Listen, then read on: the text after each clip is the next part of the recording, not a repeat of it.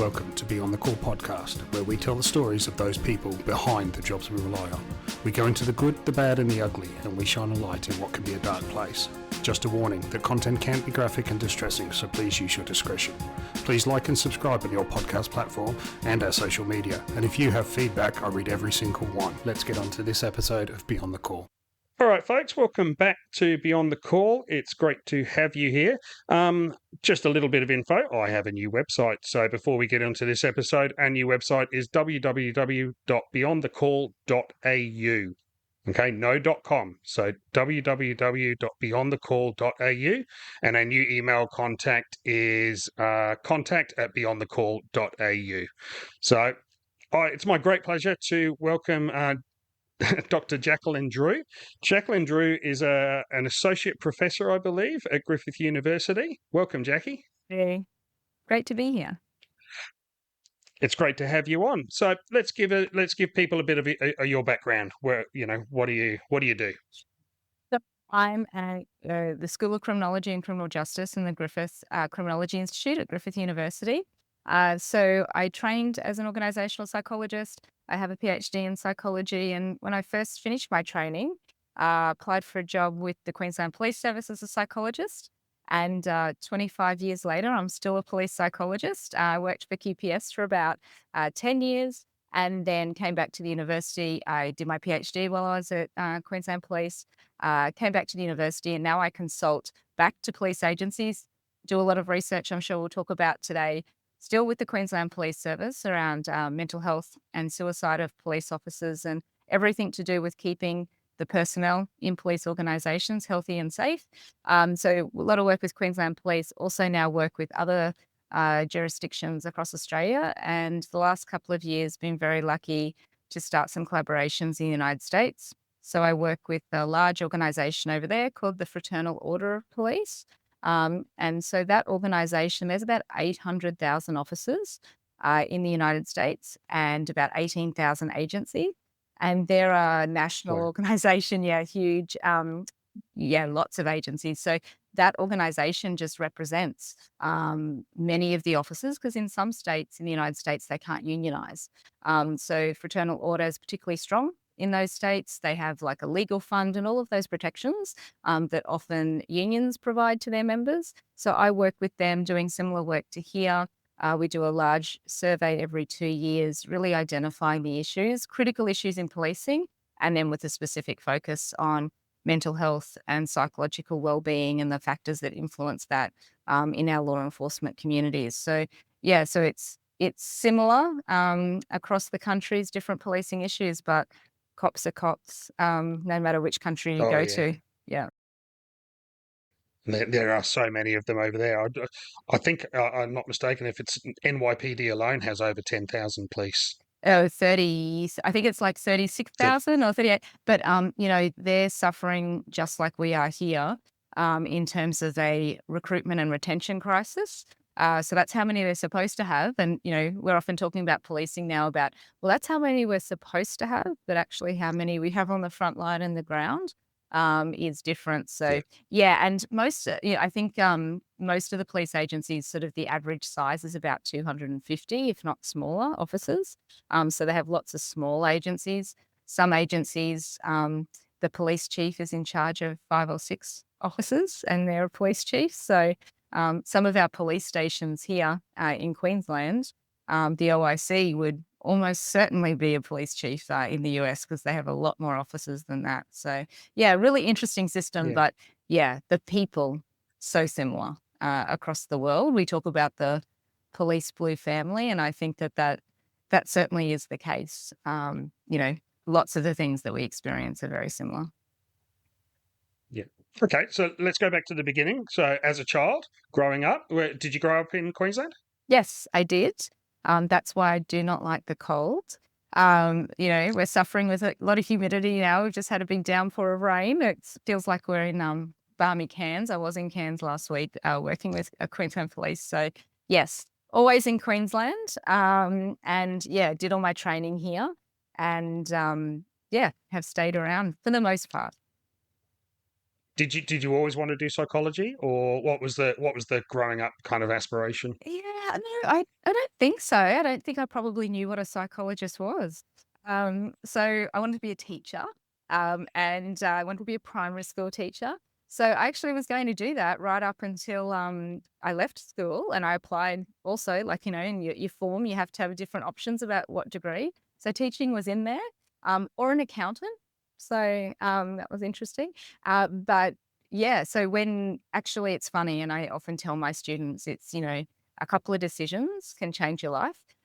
So someone actually from Griffith came out. There was a new psychology degree at Griffith. They didn't have one before, Griffith University, and they came out and talked about psychology. And I thought, "Oh, it's quite interesting. I might apply." And that was my first choice, and I got in. So, and then similarly, didn't think that I would be a police psychologist.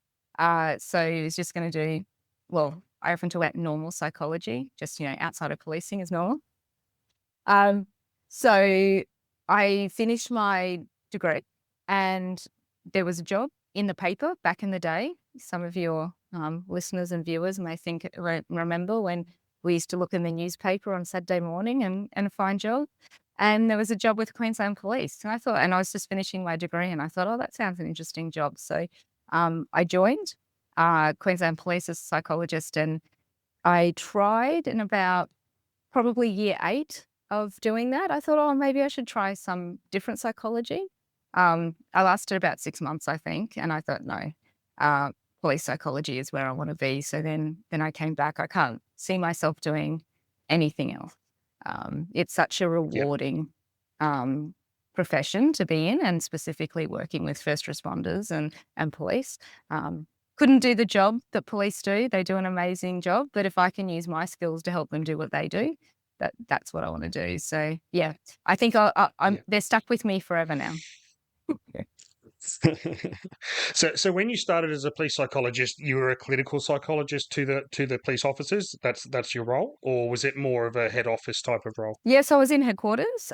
So I started off in Equal Employment Opportunity, EEO, as it was known back in the day. Now it's called Equity and Diversity, a whole range of different things. But Queensland Police has established an EEO unit, looking at particularly women coming into the agency, First Nations people, people with disabilities, people from non-English speaking backgrounds. So I worked within that unit originally as a research officer.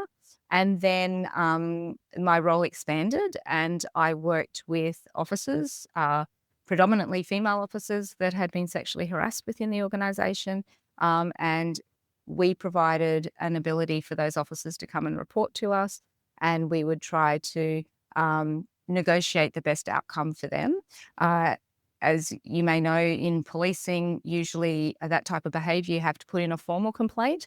And that really stopped many of our female officers coming forward and having the behaviour stopped because they didn't want to put a formal complaint in against their colleagues and all the ramifications. So we were able to develop a system where we actually were able to conciliate and mediate between the parties and really increase the numbers of female officers coming forward, to actually, they just wanted the behaviour to stop.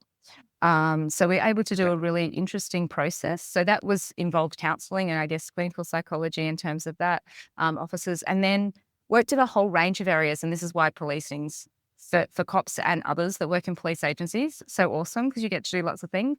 Worked in recruitment and selection, worked in covert selection for a little bit, and then worked out at our police academy and our leadership centre.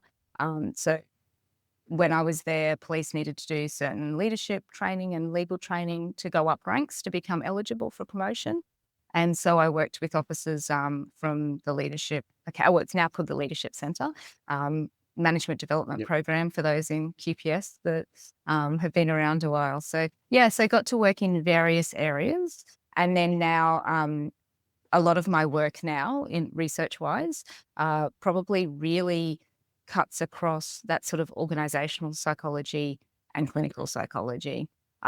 So there's a real mix in terms of thinking about how the organisation and the organisational system impacts on the psychological health of our officers. So there's a real crossover between those two things. Yeah, 100%. Yeah, and we're definitely going to get into that. How have you found the So if you had to summarize the change from when you started with the QPS to QPS now, how would you summarize that Yes, from a psychological point of view? yeah, okay. I was going to say, depends on what part you're talking about. Yeah, I think that we still have a long way to go, but I think we have made amazing strides ahead.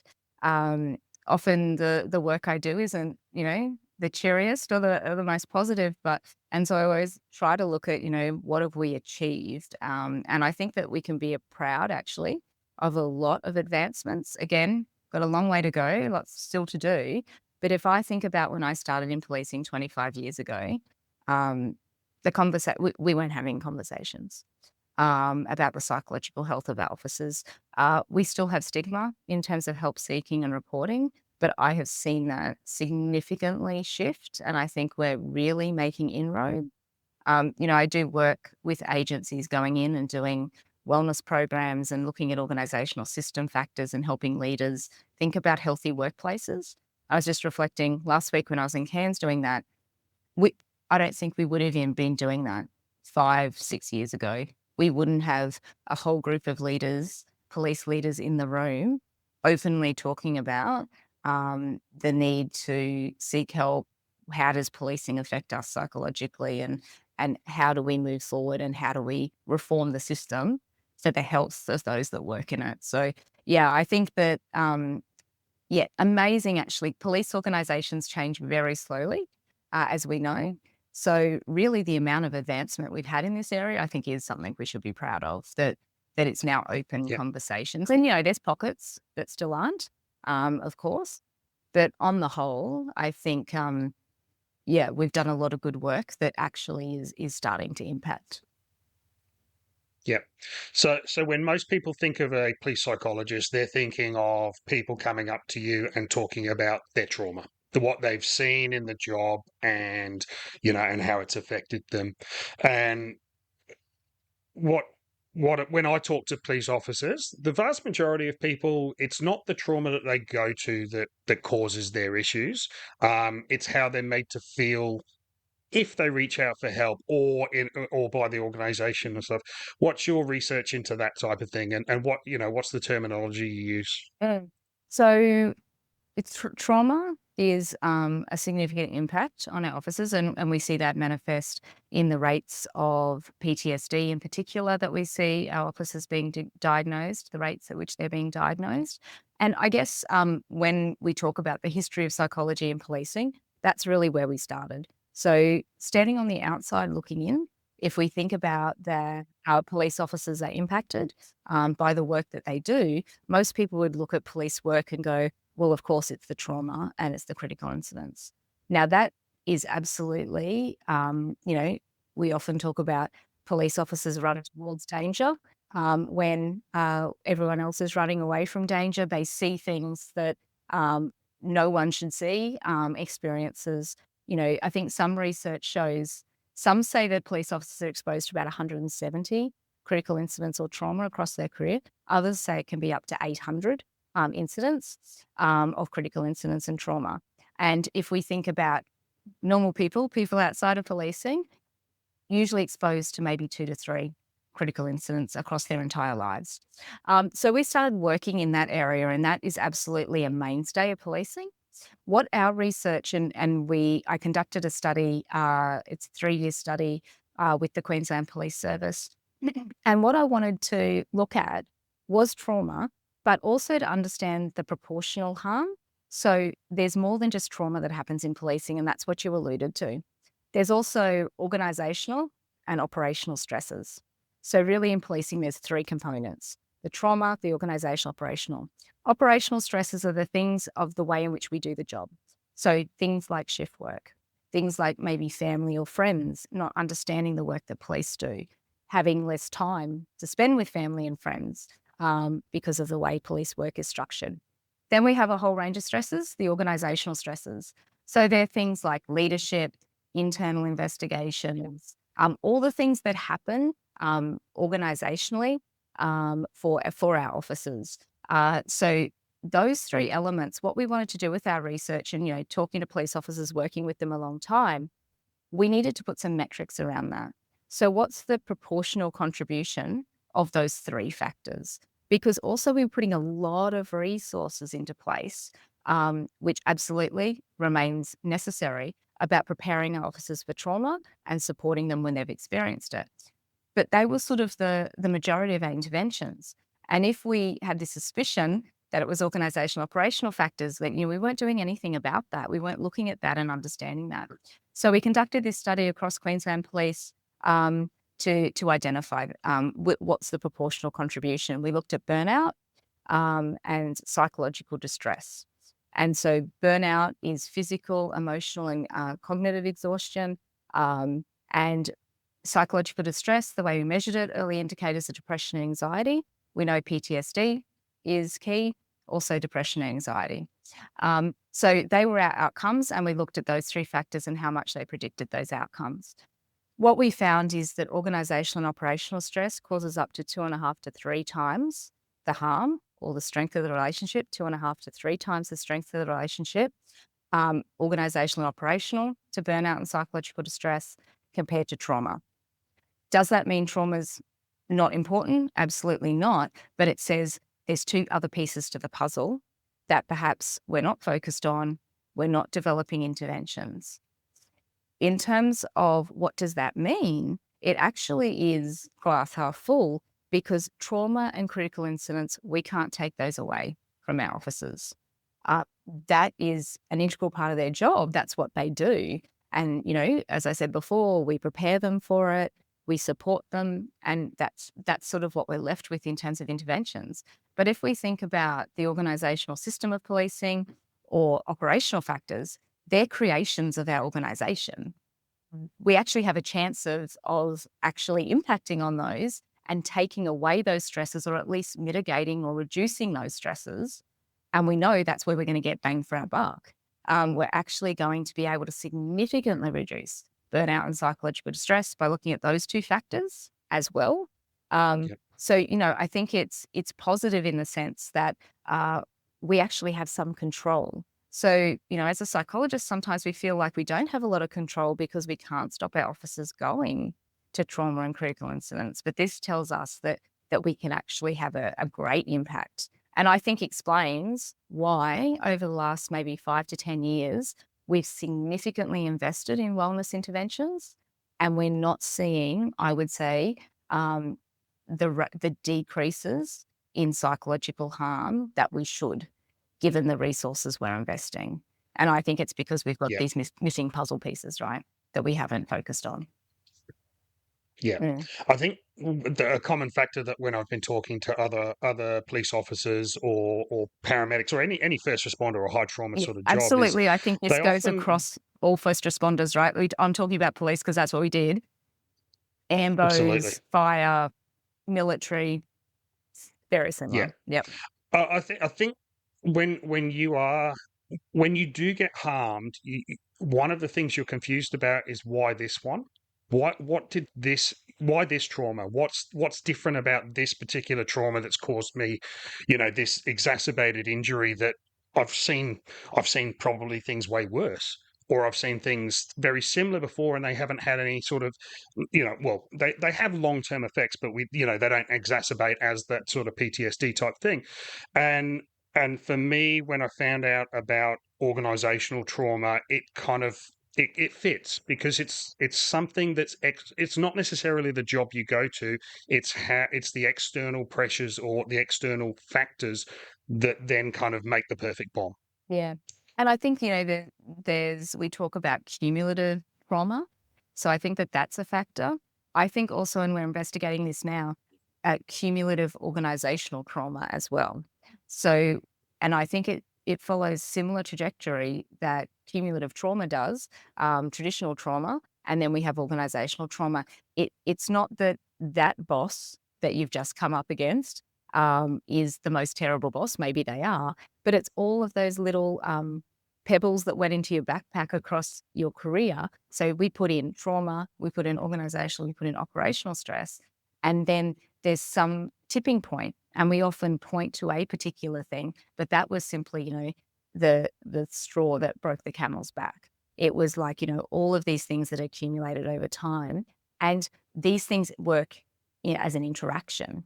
So what we've been finding in our research is that the way in which we're understanding the relationships we're studying is that organizational and operational stresses and things that happen within the police station or the command office, they're interfering with the recovery from trauma as well.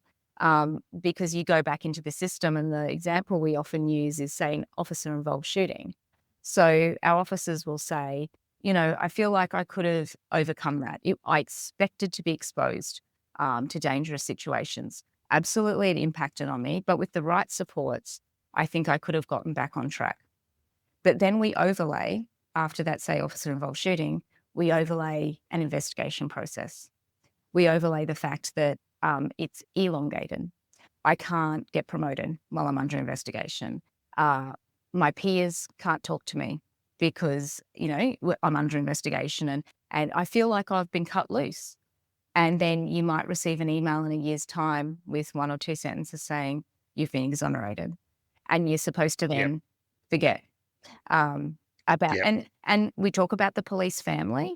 And I try not to be too much of a warm and fuzzy psychologist too much because I worked in policing too long. But, if we think about police officers' jobs or first responders, out there is the harm. Out there for our police is the offenders. It's where I have to be hypervigilant. And I expected when I went back to the station, that would be the place I could take a big sigh of relief and let my guard down. And often what we hear from officers is it feels like that's the most dangerous place. And, Yep. in terms of stress and impact about how I feel and how I'm treated and whether I feel this is a just organization that I thought I was joining. And some of our officers have said that, at least when you're out there, you know who the enemy is. When I'm in the police station, it could be anyone, and I often get blindsided. I didn't know. So I think that's why, like underneath the surface, why these things that are organizational operational stresses have such psychological impact, because it's a disconnect between what I thought. When I joined the academy, I knew there was going to be bad things. I didn't know the enormity of it. But I sort of had some expectation, but I also expected that my police family would have my back. And sometimes it doesn't feel that they do. Or that have your back could be yanked out at a moment's notice, and I'm left, wondering why I'm alone now, dealing with these things. And the things we do with critical incidents is we do wrap around those people quite quickly. I know with, in the ambulance perspective, if you went to a nasty job, you would often get, if you managed to get them to hospital, you'd be surrounded by people, and you'd have a chat and you'd have a debrief, and it was immediate and that sort of thing. But it's not the critical incidents that have that massive cumulative, effect. Have you done any study into the difference between sort of single officers versus larger stations as far as their injury rates is concerned? Because one of the things I found, I worked solo officer for a long time, and the worst thing to do was go back to station and you would just be thinking and talking to the mirror. And you're your own worst critic. So when you do go to a job that didn't go too well, or had a negative outcome, and you're your own worst critic, and there's no one there to bounce off, I found that was quite a negative, a cumulative effect. Yeah, and I think that's a sense of like isolation, right? There's no one there that you can debrief. Now, there's probably people in that station that have had similar experiences, but they weren't at that particular job.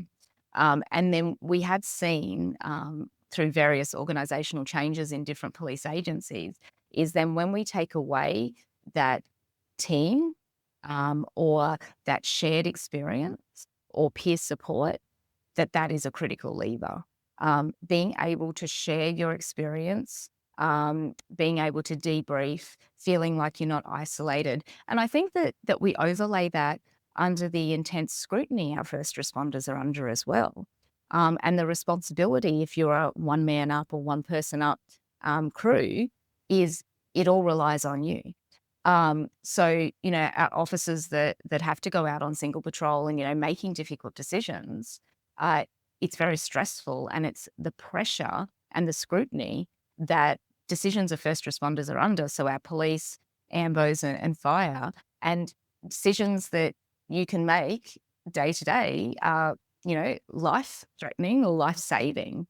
And to be isolated and one person, you certainly then start to internalize and question, and there's no one to bounce off.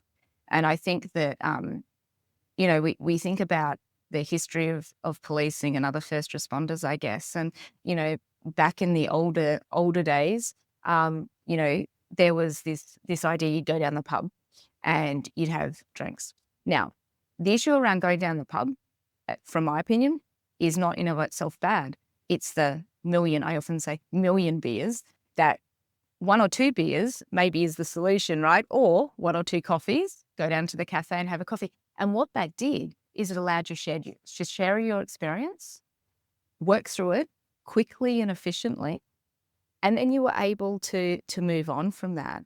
What we have now done is sometimes we've separated people out too much.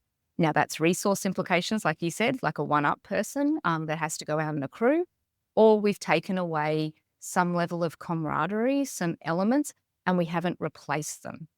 So if we take away the go down the pub and have a drink, because, drinking is not healthy for us, and we, probably want to go for a run instead, but we need to replace that with something. And the replacement is peer support. Like, how do we still get that? Because I think that's one of the most effective ways for trauma, as well as organizational stress, is that shared experience. Yeah. And I think peer support, it's from somebody who has been on the ground level, peer support when you get a random phone call from somebody that you don't have a particular relationship with. So I'm talking about the formalized peer support programs. So for those that don't know, most organizations, first responder organizations, run a peer support program where people are trained in counseling and that sort of thing. And they, for any critical incident, harsh incident, injuries, that type of thing, they'll make a phone call and just, reach out a hand and be a shoulder. But that's very hard to do with somebody that you don't have a social relationship with. So I think the theory is great. I'm not sure whether the practical effectiveness is there. I don't know what studies there have been on it, but I know from my personal point of view, yes, they reach out, but if I don't have a social connection, I'm not going to spill my guts to this person. That's just, but so the peer support is just people you work with who you do have a relationship with, and you are more likely to be able to. And as much as your family and your friends say, give me a call, there's some things you just can't talk to them about, or they're not going to understand when it comes to, the feelings and the processing of some of these scenes. You're right. Good point. I think that there's a role for a combination with that peer support. So yes, absolutely. There'll be cases where you just want people you already know. They know you, you know them. But then there's also cases maybe when the individual is actually not getting on with their peers, or there's a problem within the team. So in that sense, then you'd want someone that's outside that you can talk to, because maybe you don't trust your team. So I think that absolutely we have to have options. There has to be, and that's what we found in research that we've done in the US and the studies we've been doing over there, is we need a whole suite of options. And once we provide like a whole menu, then our officers are going to choose what works for them, and also what works for them in particular situations, which may be different depending on what sort of team you're in or what sort of stress you're under. Might also dictate who you want to talk to. And then you raise the point about family. And we know that family is absolutely essential. So research we've done on police suicide, we often find that that's the last fracture point for our officers when they lose connection. Maybe they break up with their partners. And again, that's a tipping point. Suicide is very complex.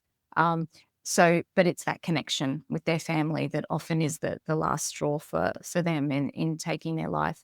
But I always think about the balance. So where a lot of agencies are thinking about putting in family support program, and I think it's a good idea, but we also have to be careful for exactly the reason that you said about we then don't want to have the case we're traumatizing our families.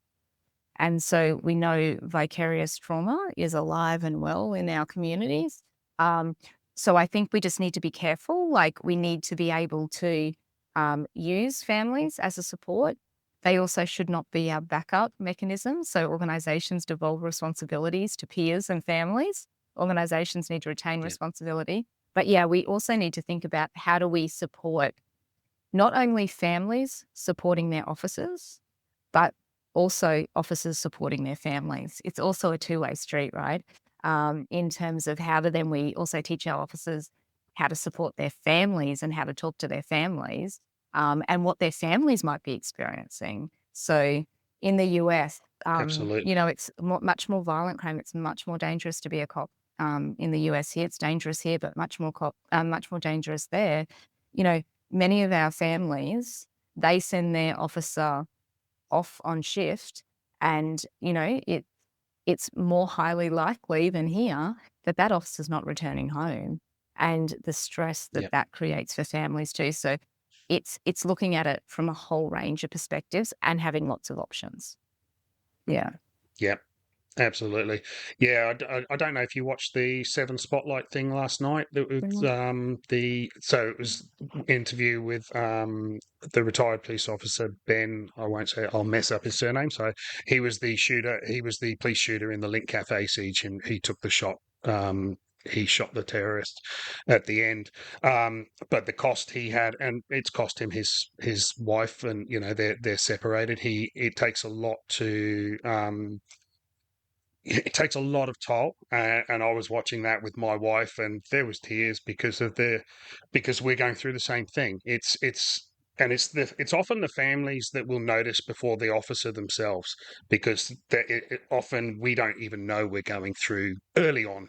We don't know we're going through some changes. We don't know we're actually confused about our feelings, and guilty, and all the spectrum that everyone has. So I agree that the family need to know how to deal with an officer going down this path, or what those early warning signs are. And that's half the reason I started this podcast, was for potentially that, is that so officers that are involved, they might recognize something within themselves, or people that are supporters of those officers or first responders or any other high trauma occupation might recognize an action or a feeling of this person and go, okay, this person may need some assistance. Mm. And that entirely makes sense when we think about, we're I think hopefully starting to get on top of stigma, and reaching out for support and mental health issues in our police populations, and encouraging them more to seek support. But we do know that there's a strong suck it up culture.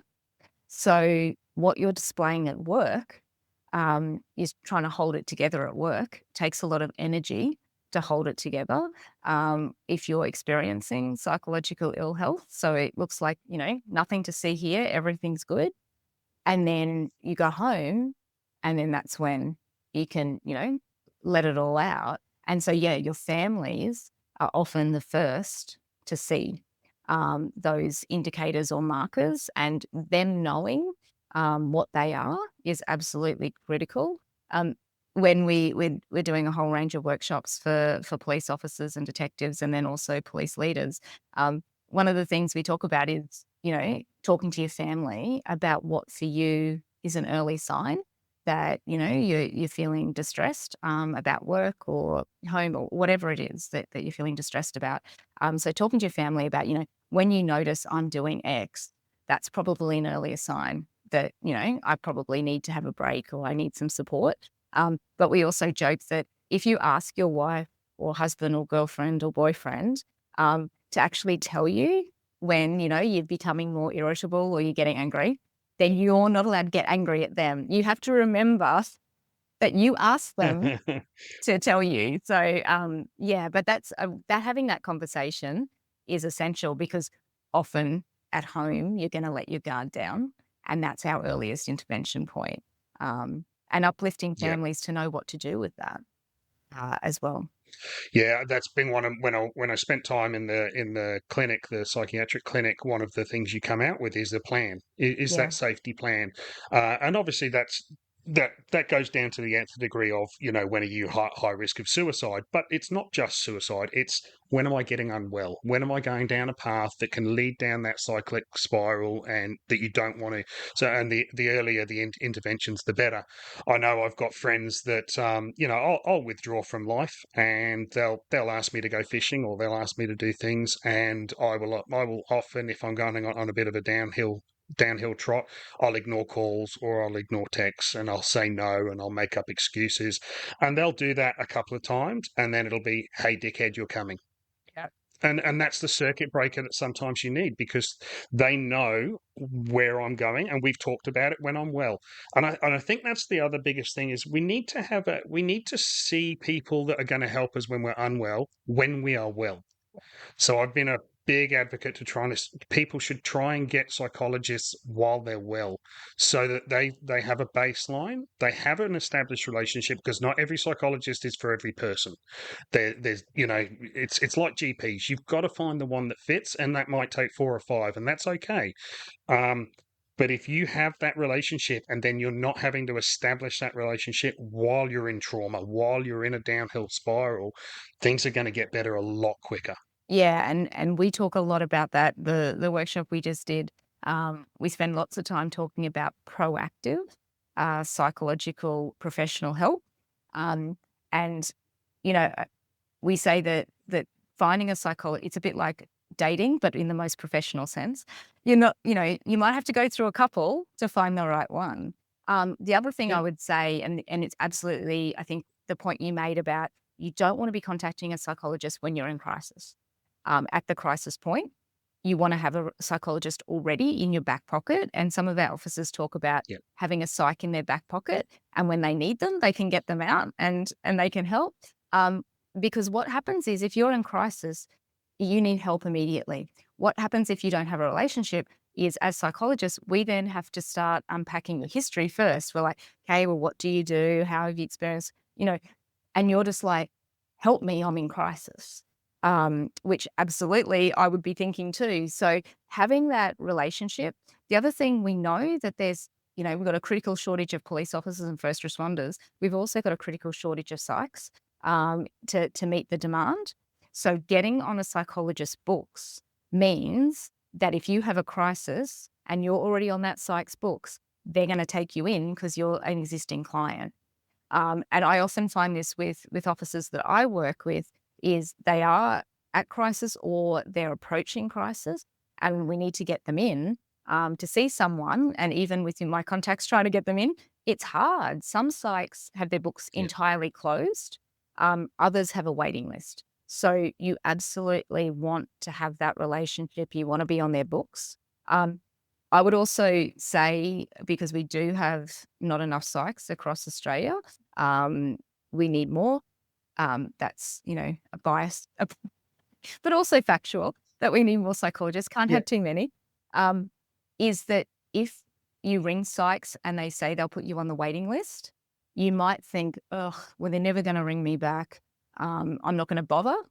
Put your name on the waiting list, because often they will have a cancellation, or someone will discontinue therapy or finish. And if you're on the waiting list, you will often then get on to their books. So don't think that that's useless to do. And the last couple of police officers that reached out to me that I was wanting to link them up with a psych, that's what we did. We simply got them on the waiting list. And then luckily within about a week, there was an opening and they started to see them. So also just think about, it might be a bit frustrating about, ringing and not getting through. But, put your name down a few places. Again, the first psych you might go to may not be your cup of tea. So you'll be on some other waiting lists as well. So that is absolutely, for prevention as well, is absolutely critical. And, it's like we say we have to go for a health checkup, right? And we think, oh, well, every 6 months or a year. Psychology is the mind's exactly the same. Yeah. And, psychologists are very good at identifying problems. So you might go in thinking, oh, nothing's actually happened this 6 months. This is going to be a bit of a waste of time. And then you go in and have a chat, and then you realize, actually there is some early signs, which is exactly what we're looking for. Early signs that I need to do something, and I'm going to then prevent. Oh, sorry. I think I just had a technical. Okay, we're back. Got a bit of a technical issue, so yeah, Jackie's camera's not working anymore, so we'll just make this audio for the rest of it. Okay, we were talking about a psychologist using psychologists, and somebody once said to me that going to the psychologist regularly is just like cleaning out your linen cupboard. Just every now and again, you get every 6 months, you just take it all out, straighten it up, and put it back in so it's nice and neat. Yeah, and we think about going to the dentist, and someone was saying this analogy the other day about you know you go to the dentist every 6 months or year, but you also have to brush your teeth every day.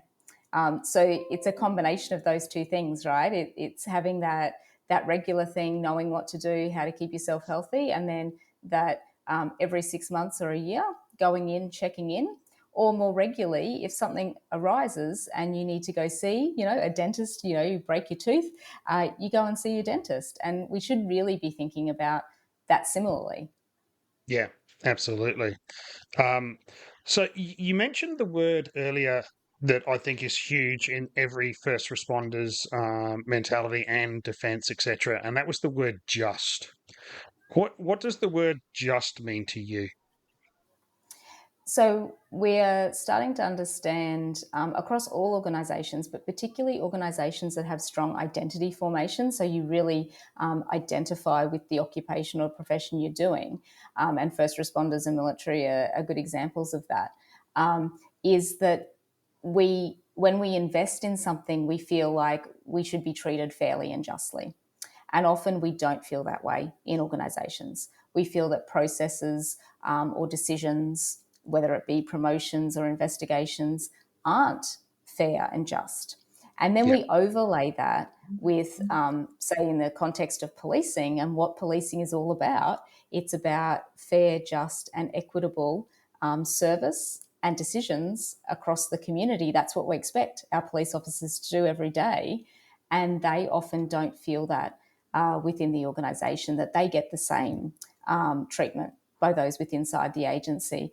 And that can lead to a whole range of emotions and things like embitterment, cynicism, feeling betrayed, feeling like this wasn't what I signed up for. I expected I would give a lot, but I also would get something in return.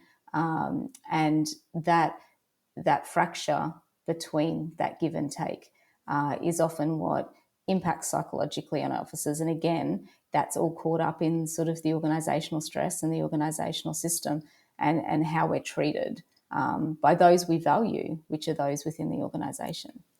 yeah. What about external sort of pressures? For example, police are heavily criticised externally from the media, from public who, most of them wouldn't walk two steps in their shoes, but they'll be the first to criticise them. That must have a cumulative effect as well in that sense of justice.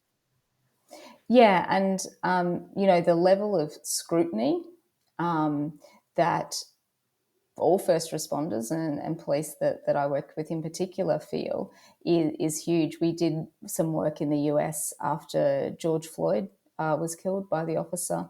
And we found the significant psychological impact of the bashing, really, that police got, and all police. So police chiefs across the country came out and said, absolutely, that officer did the wrong thing. And they're the types of officers we don't want in our agency. So no one's justifying what happened. But then all police are seen that way. And we Yeah, found in that research that officers that actually were in very supportive communities were hundreds, if not thousands, of kilometres away from that particular incident. They felt the impact because they could see how the profession was being talked about and about how other officers were being treated or what was being said about the profession. And and that the also, whole defund the police thing came out, and that must that's essentially a knife to your own heart when you're a police officer. yeah, absolutely. And, particularly African American police officers had a very difficult time because they had divided loyalty. So they were often accused of betraying their culture and their community because they wore a police uniform. Yeah. And, we know, and we talk about it when we talk about ethics and integrity as well, is that most of our people do the right thing, are there for the right reason, and they're just there to serve. And we have a very small percentage that don't do the job and don't meet the expectations. And I don't think there's any good cop that wouldn't want bad cops out. But yeah, that level, and this is being exacerbated, right, with the rise of mobile phones and police being scrutinised and all first responders being scrutinised and videoed about their behaviour. And there's really interesting discussion about body worn cameras. So often police are fearful of body worn cameras, and sometimes it doesn't tell the whole story, because what happened 2 minutes before you put on the camera might influence what you see on the camera. But what a lot of our officers now see is that our good officers, right, the body worn camera is the best thing ever, because it shows them doing a good job and it shows what they're dealing with. So it provides two sides to the story. Yeah, and it's not the edited Yeah. version that's often released that does show them in a negative light.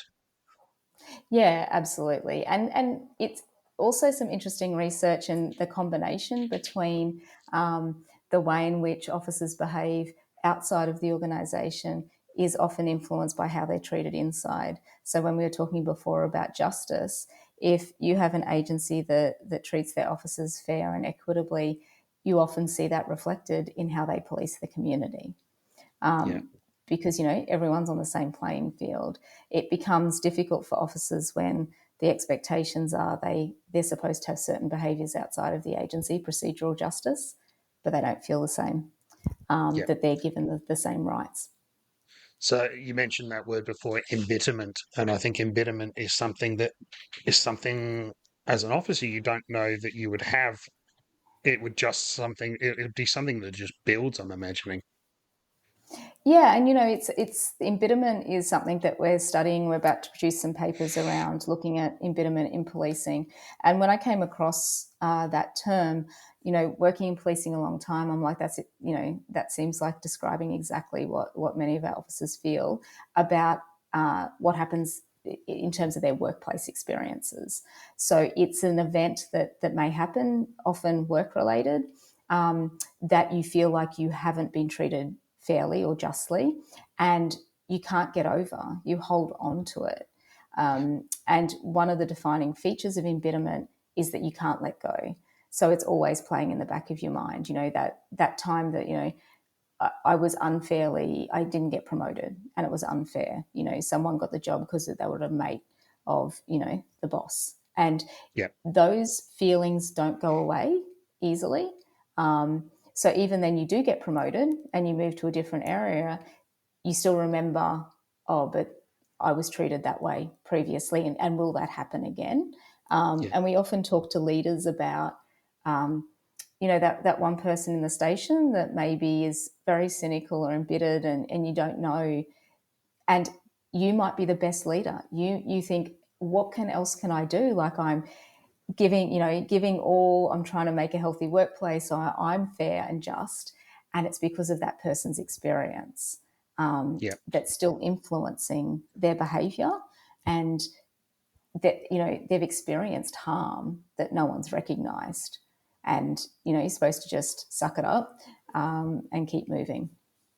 So how do we move past that? Because it hasn't been identified probably by the person who's embittered, and it hasn't been identified by the leadership. So often, again, manifests the way you've said. It causes a few issues, and they're often the old squeaky wheel gets the oil.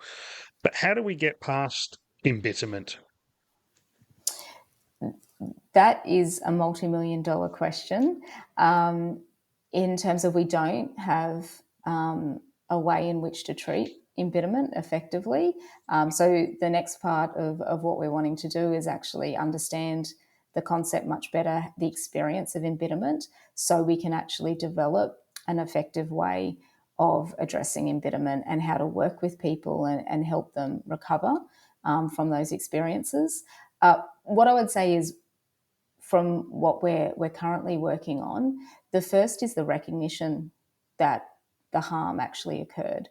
Now, that's caught up with, organizations maybe not like liability and risk management and all of those things. And it's not about necessarily objectively agreeing with what happened. It's about how that person felt. So Yeah. it's their interpretation or their perception that's influencing their psychological health. So I think the first thing that we're going to be thinking about when we're working with people that have experienced this is just acknowledging the harm. Yeah. People want some acknowledgement that perhaps something bad was done or something happened and this is the impact it had on me.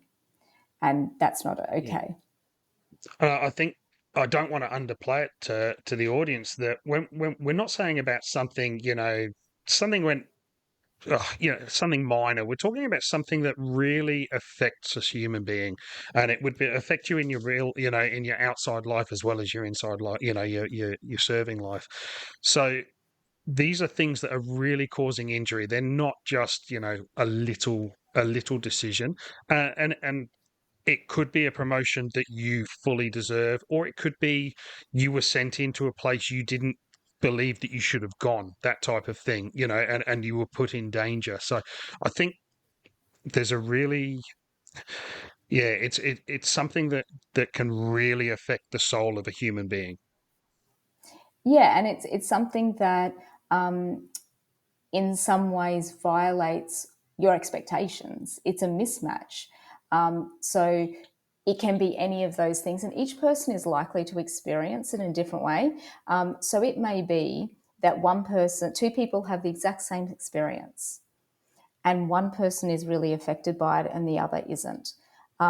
It's just what it means, how you've perceived it, how you've experienced that, what it means for my place in this organisation, or how much I'm valued, or how much care, how much I've invested in this career, and this is the way I'm treated. So it'll be nuanced depending on who's experienced it, their history. So we were talking about accumulation. So what experiences have I had for the last 5 years will influence how I experience this particular event. So there's Yeah. much more to unpack, but I think we're even finding, just talking about the concept of embitterment in the courses that we're doing, putting a name to it and validating that this is real, prevalent, and is likely to be experienced by many.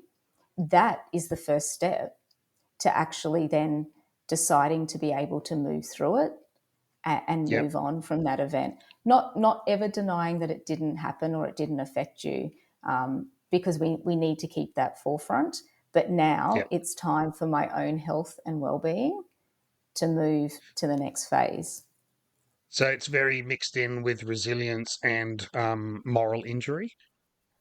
Moral injury talks about organisational betrayal, and that's similar to embitterment, slightly different concepts. But yeah, there's a lot of these terms that are now sort of interchangeable. And yeah, organisational betrayal, which, if people are familiar with moral injury, has a lot of the elements of embitterment. Embitterment's like the emotion from an experience.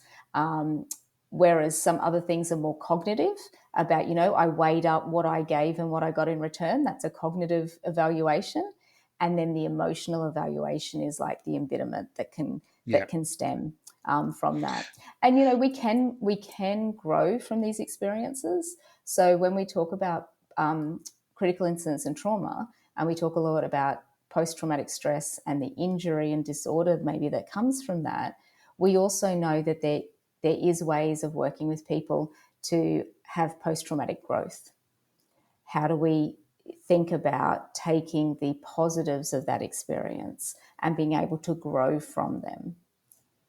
Yeah. And there's so you can have a moral injury or this embitterment issue without having PTSD, or they can be very genuinely intertwined. Yeah, absolutely. So some of the original work that was done with veteran populations, that the original author of embitterment, so Michael Linden, who's a German academic psychologist, I think he's a psychologist, he's an academic that writes papers around embitterment and came up with this concept. He found that he was working, he published this study where there was this group of veterans, military veterans, who had been diagnosed with PTSD. And then there was a particular portion of that group that weren't seeming to get better at all, that weren't making any recovery despite the interventions they were putting in place. And that made him think, there's something else going on here. I don't understand why these people aren't improving at all. And then that's when he came across this embitterment by talking to them. And it was, they'd talk a lot about, say, the danger or the physical impacts that they were placed in, say, war. But then they started to talk about the organisational system. And that, I came, as an example, for instance, it might have been something, I came back and I was injured and I got repatriated. I was out and I was gone. Like, they just got rid of me. I was no use to them anymore, even though I just risked my life. So he uncovered that there was this whole range of experiences that were often related about how the organisation treated the individual that interfered with recovery. And when we started to address that, acknowledge that harm, and then start to work through it, he then saw that there was some real promise. And going back really to where we first started this conversation about the research we did, organisational and operational stress and factors interfere with the recovery from trauma. So they are absolutely interlinked. Yeah, yeah. What has there been any studies done into suicide rates of first responders, and obviously in your case it would be police, post-employment? So post, whether they've been medically retired or just no longer police officers for whatever reason. Has there been any studies into suicide rates?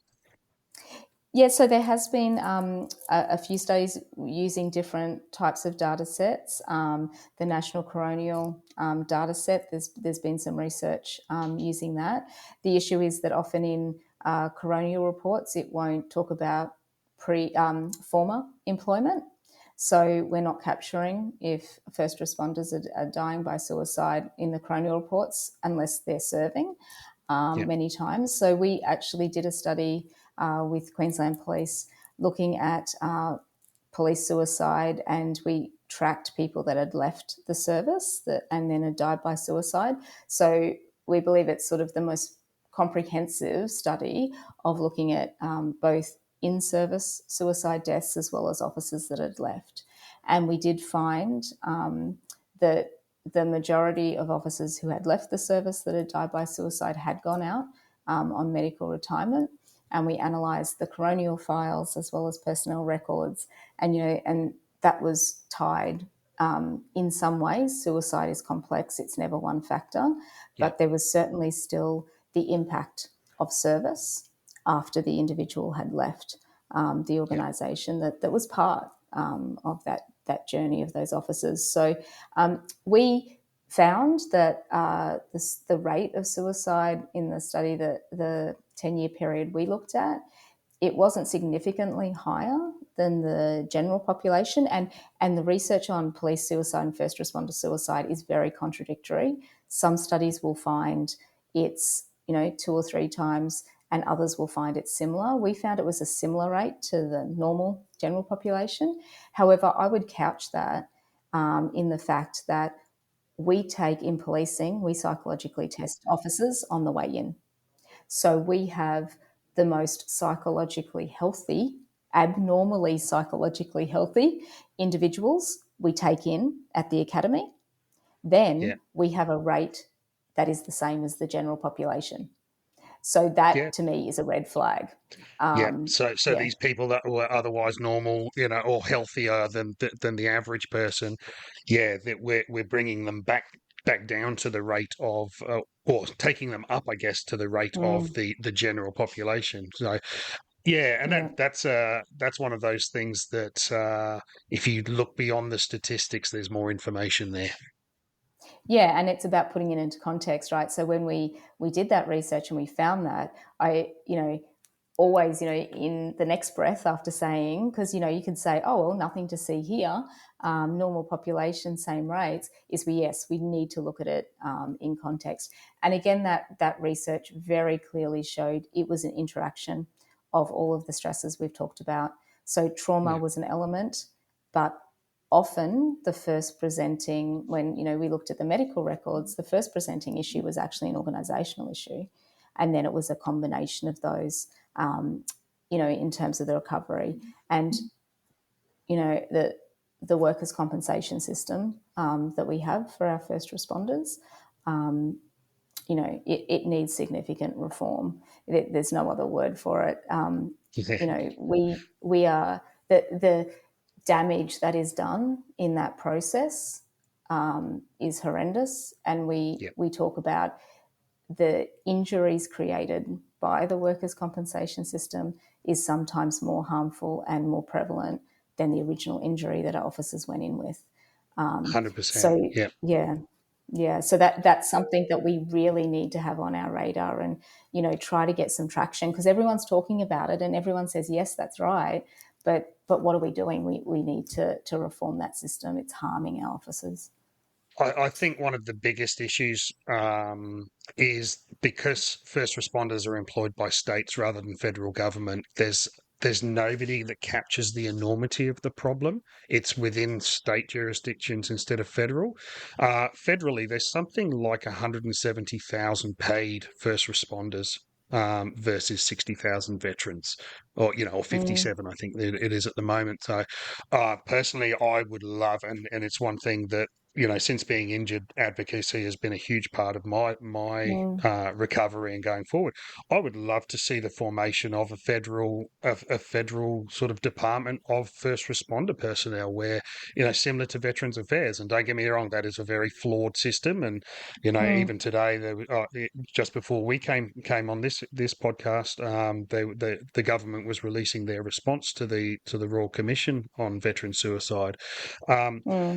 But one of the things that I question, and do you think there's a what about us correlation where people see, for example, with first responders, we see what veterans can get, and then there's the what about us? And what about us seems to be a worldwide phenomenon. You can say it's International Men's Day. What about women? International Women's Day. What about men? International this day. What about us, or what about seems to be a almost a pandemic. But do you think there's an issue, or with what people see other people getting in this sort of healing space? Yeah, I mean, I know that certain segments of the cohorts we work with would like to see a similar Royal Commission, like we saw for Defence and Veterans, and really shining the light on what's happening. I think that we can actually learn a lot from each other as well. So, the Royal Commission into Defence and Veteran Suicide, I think that, and I testified at the Royal Commission talking about policing and what we were understanding, about the place of trauma compared to other things. I think that in terms of some positivity is we can actually look at when the spotlight is shone on other cohorts that are similar and sharing knowledge. And I think that when you were talking before about veterans and Department of Veteran Affairs, one thing that they do, they actually track people after they've left. And that's why we have a much better sense of suicide rates when in veterans when they leave. We just don't have that capacity. So I think that there's certainly elements we need to think about. I mean, the study that we did took a couple of years to be able to work out how to track those officers, and just from one jurisdiction to find out how many officers died by suicide. So I think we can certainly learn both ways about what we're doing and how to better understand the problem and address the problem. And there's a lot of discussion about what the benefits are that veterans get compared to first responders. So complex issue, but I think it's all thinking about how do we value equally the service of our military and our first responders, and the service that they give, because there's so many similarities between them. Absolutely. Yeah. And I don't think anyone's ever said that it should be one instead of the other. It should be dealt equally and fairly and justly. Again, that word just, and everyone's version of the word just varies, but I think that's what most people want. Yeah. How have you dealt with your vicarious trauma? Because I'm imagining you've heard some horror stories. How do you deal with it? Like, I think everyone I've spoken to says a good psychologist has their own psychologist. Yes, that's true. That's true. And we also have peers, like colleagues and friends that we talk, just like peer support, that also understand. So I would say that I try to deal with vicarious trauma well. Am I always successful? No, just like everyone else. I have my moments that I think it's all getting on top of me, but it's about identifying those signs earlier. One thing that I guess that I do is I allow myself to experience the emotion, and then I have a strategy in order to then move on from the emotion. So I think that sometimes we try to push things down, and we talk in policing about compartmentalization, and that works for a short period of time, putting things in a box and putting a lid on it. But at some point, we're going to have to deal with it, because that box is going to burst open. So I try to deal with it in chunks that are manageable at the time. Yeah. So it's Yeah. not about what is it? What's the saying? Something about how do you eat an elephant, one bite at a time, or something? Which is probably not good now, because we shouldn't be cruel to animals. So I'm not justifying. That's the problem with every saying now. You're going to offend someone somewhere. I know. I love elephants. But yeah, so sometimes, and we talk about police officers about this, is sometimes you can't deal with the emotion straight away. That's also okay. It's about knowing yourself and knowing how you can deal with things yourself, and then when you need to talk to someone else. So it's about working out your own toolkit. And you were talking before about having a plan. So thinking about it in advance. And I guess that, an example when people ask me about vicarious trauma is when I did the police suicide study. That was quite impactful, because I was just working by myself on that study. And, looking through personnel files, first thing you do when you open a personnel file is a picture of the officer when they graduated from the academy.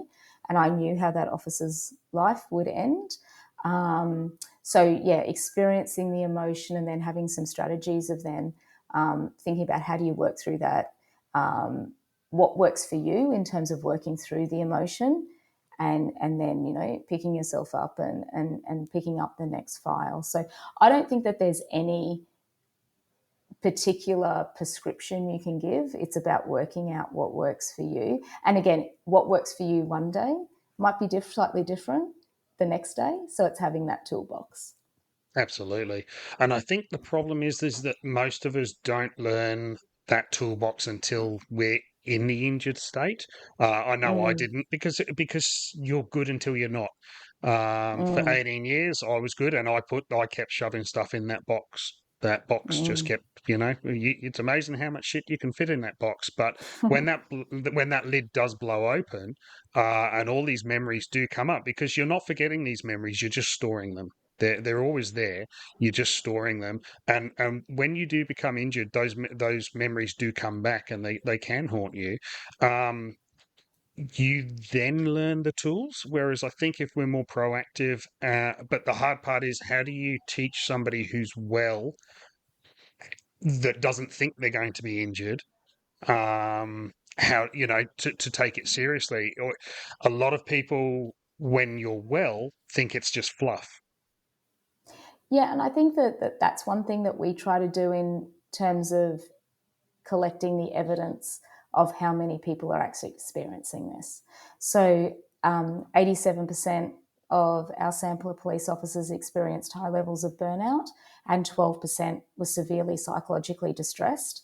And when we do our workshops, this is unfortunately highly prevalent and normal and it shouldn't be normal in our first responder populations. So it's about, knowing that you're not alone, that if everyone is affected, well, something's going on here, right?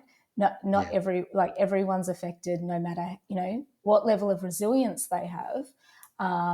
Some people will be affected at different stages. So I think it's about normalizing that. And the term I often like to use is first responders are normal people doing extraordinary things. So you are normal people. You are not bulletproof. You're not some unicorns that we've found and we've made first responders. You are normal people. And in policing, I would be somewhat concerned sometimes if our police officers weren't affected, because they wouldn't be empathic, they wouldn't be the great officers that we have. But our challenge as psychologists and police organisations or first responder organisations is to not let that impact our officers. Help them be able to experience it, help them to be empathic, but not at their own personal cost. And right now that's what we have. Our first responders do their work at their own personal cost, and no one should have that as part of their profession. So that's our challenge, to be able to do that.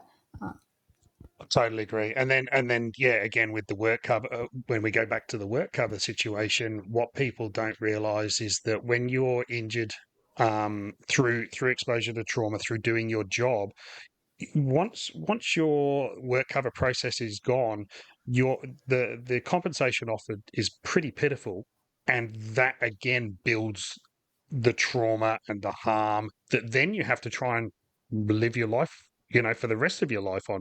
I don't know what the average age of people are leaving the police force, but I'm imagining, 40. And if you leave at 40, you've still got 25, at least 25, although they're changing the goalposts, soon it'll be another 60 years of work. Yes. Yeah, exactly. And, that's not even thinking about how then your experience has affected your family, for instance, and what that means for the broader system. So when I work with officers, sometimes we work with their families and acknowledging that this is, wife, girlfriend, boyfriend, husband, and also kids. So this becomes not just the job and you've done a job and this is what's happened to you. This has ripple effects, and we talk about that with suicide, like the enormous ripple effects. How many people are affected by one suicide is enormous because of that ripple effect. So I think we also don't consider that ripple effect and how much it actually impacts. It's not just that individual, it's all of the people around them. Yeah, and it's not just there seems to be a fairly concentrated to get politicians' attention or whoever attention. You've got to lead to suicide. You've got to link it to suicide. What about divorce rates? What about alcoholism? What about substance misuse? What about general quality of life? Like, these are really hard things to study. And divorce rates are obviously high, normally, but I guarantee you they're going to be higher within first responder groups. Yeah, I was just talking this morning actually to a colleague in Canada who's now retired from policing and did 25, 30 years of service. And we were talking about stroke, heart attack, like stress-induced injuries that are significantly higher in first responder populations. And we were specifically talking about policing. There's sort of those physical impacts as well as the psychological impacts. Is like a double whammy, right, in terms of the work that you do. And there's, some shocking statistics about how many years an officer lives after they retire. And we talk about being healthy now. So you're a leader in the police agency, and I want you to be healthy as a police leader, but I also want you to be healthy because when you retire in 10 years' time, I want you to have 10 or 20 years of retirement because you deserve it, healthy, happy retirement. So that's also the message. Let's think about our physical and psychological health now for also the future, because we want you to have a long, prosperous retirement as well. But those physical stress-related injuries, I think we need to start measuring those much better as well. The heart attacks, the strokes, because they're also signs of the impact of the work. And we talk about, and there's some debate about including officers who've died by suicide on memorial walls as a line of duty injury. And we have this conversation here, and I also have it in the US.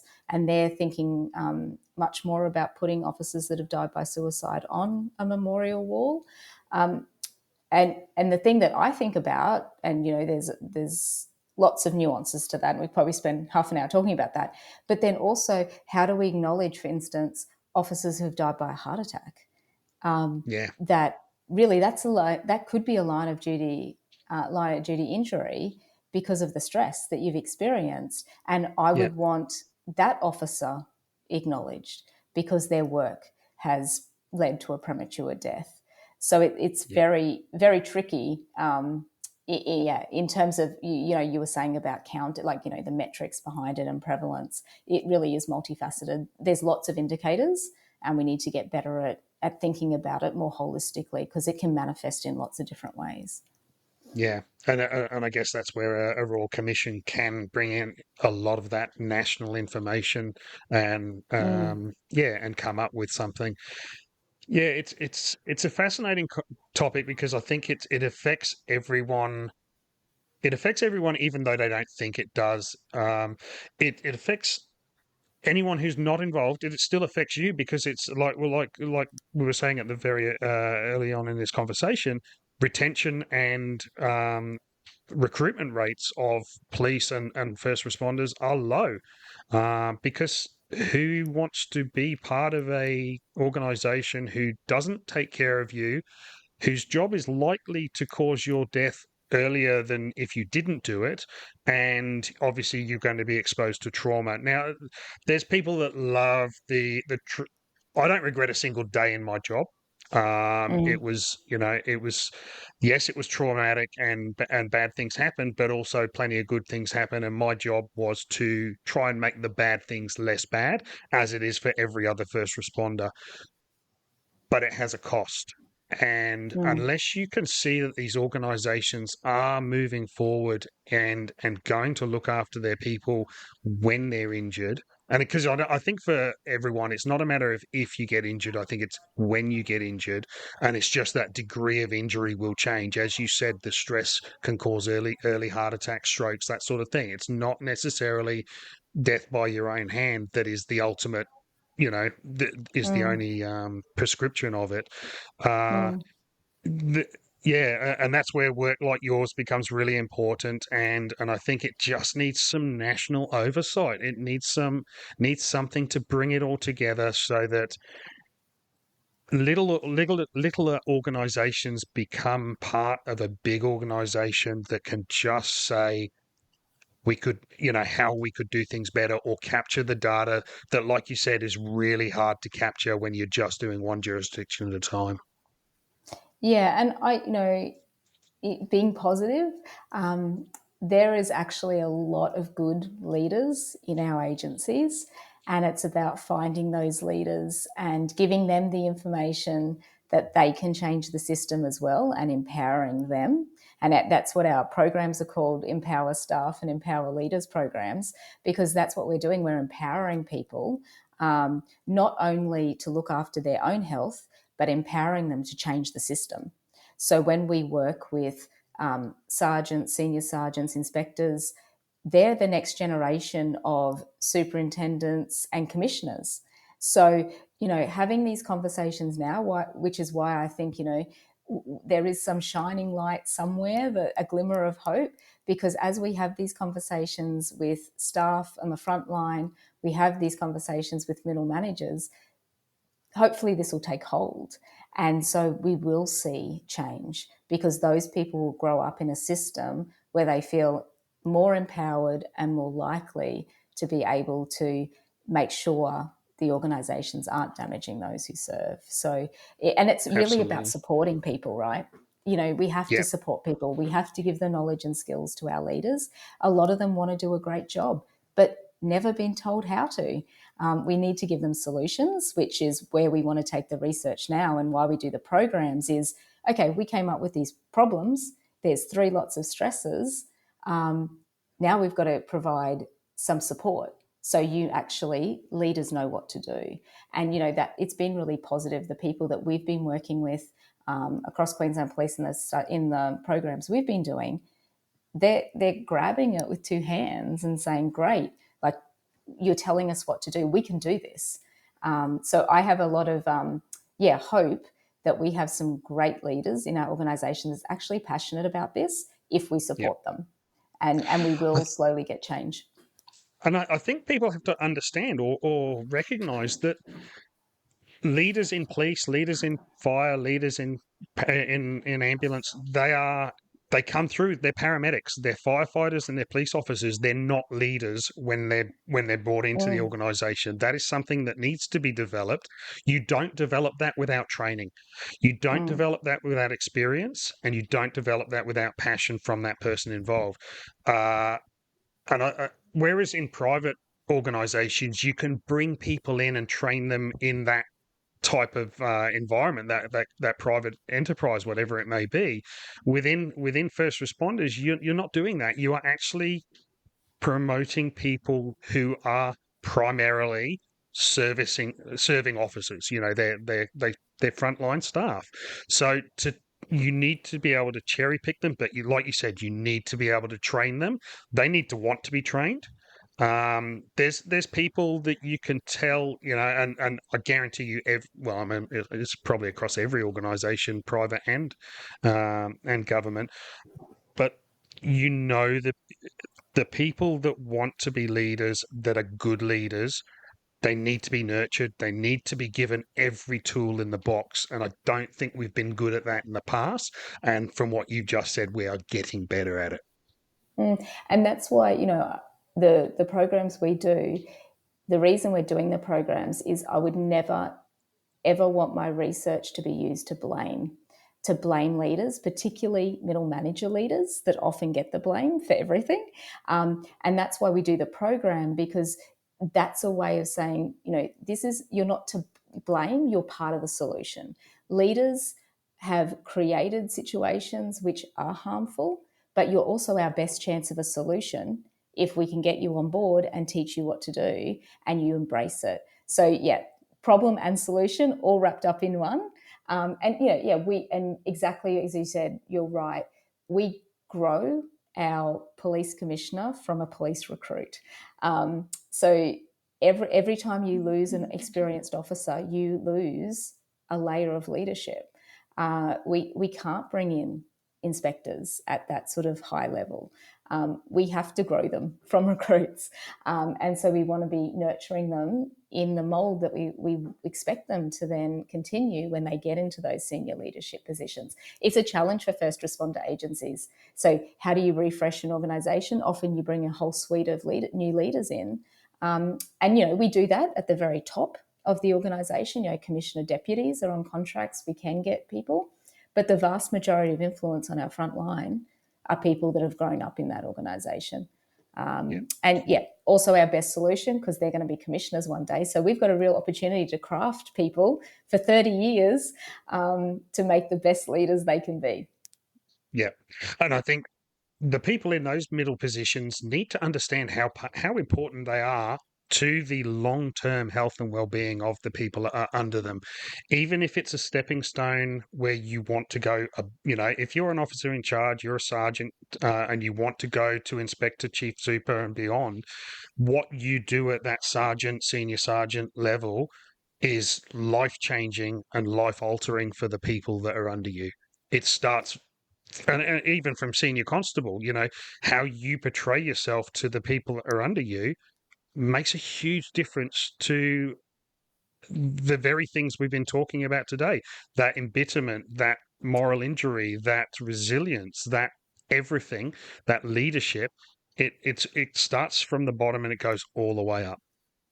And I think our leaders, what we know is that sometimes we overcook the solution. So we think about, when we go on a diet and, okay, so I've got to run 5Ks a day. I'm only going to eat vegetables. I'm not going to, we make it too complex. The psychology is the same in many ways, particularly for our leaders and how they impact on their staff. some of the simplest things are the things that the officers said was the difference. You know, the inspector coming down and sitting with me and asking how I am, and then coming back the next day and asking me again. It was that simple. And that turned Yep. that person around. They were like, Yep. okay, this person actually genuinely, authentically cares about me. So I think we also need to be careful. We can make things very complex, and then that frightens us as leaders. Like, oh my gosh, I can't live up to all these expectations, and this is too hard.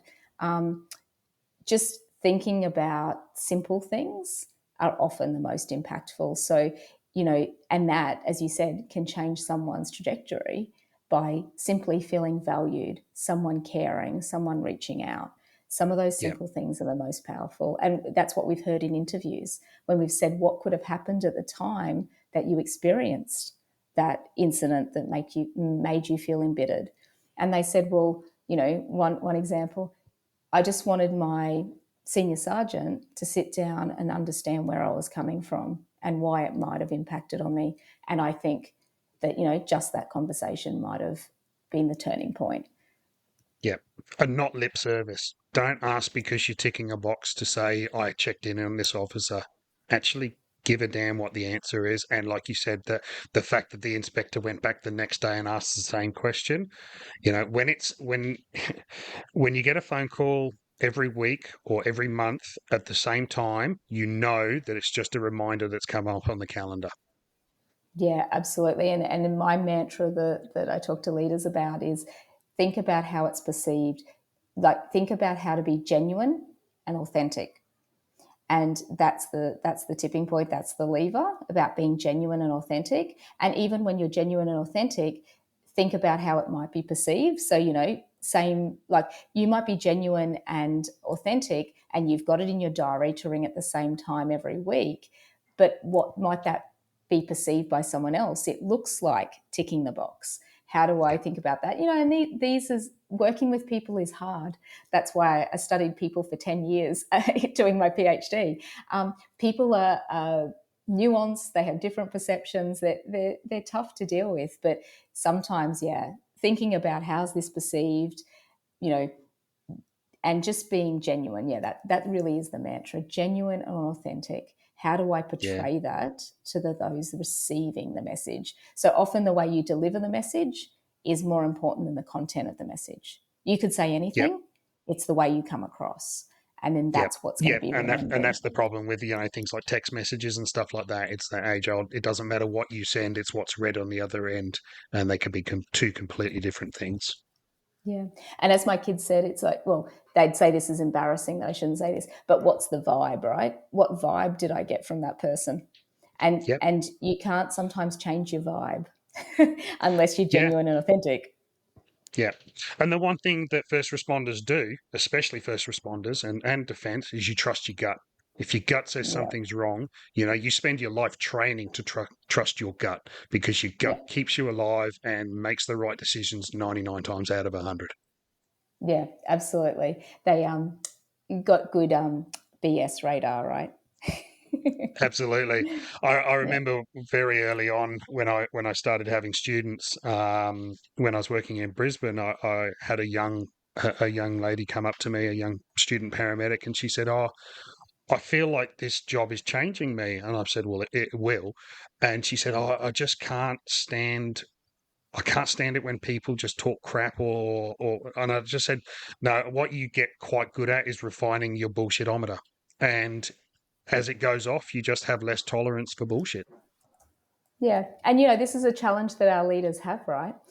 Because their staff have a really good monitor. So you're going to be caught out pretty quick if Yeah. you're not genuine and authentic. And they're also all organisations are very much changing in their demographics. When I started, it was you were career paramedics. You had to have a fair bit of life experience before you went in, and now people are going in and they're going straight from school to uni to on the road, and that's a different kettle of fish to train, to teach. When you're going in when somebody's 25, 27, 30, 35, they've got a lot of life experience that they bring to the table, which is often a very positive thing. But it creates they're very different problems that require very different solutions as far as leadership is concerned. Yeah, we could probably do a whole hour on the challenges of generational differences, particularly in professions such as first responders and military. That generational difference and attitudes are going to have some of the most impacts on our serving professions.